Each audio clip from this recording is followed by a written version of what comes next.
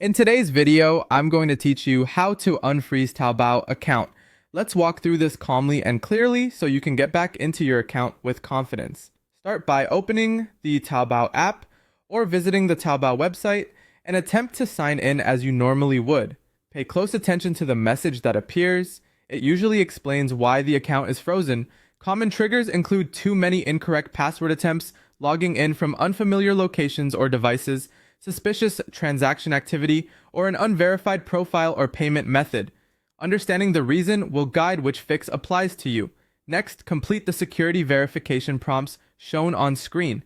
Taobao typically asks you to verify ownership through a code sent by SMS, a verification email, or in some cases, an identity check. Make sure you can access the phone number or email linked to your account, enter the code before it expires, and only submit it within the official Taobao interface. If identity verification appears, follow the instructions carefully and provide accurate details.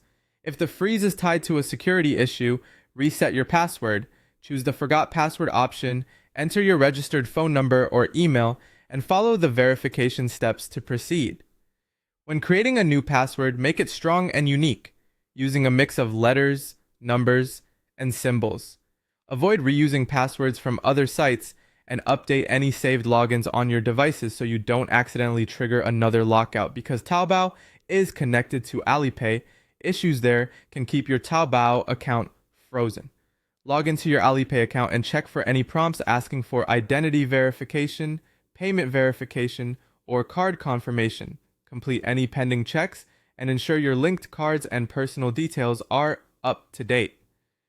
Aligning your information across both services helps clear risk flags and speeds up reactivation.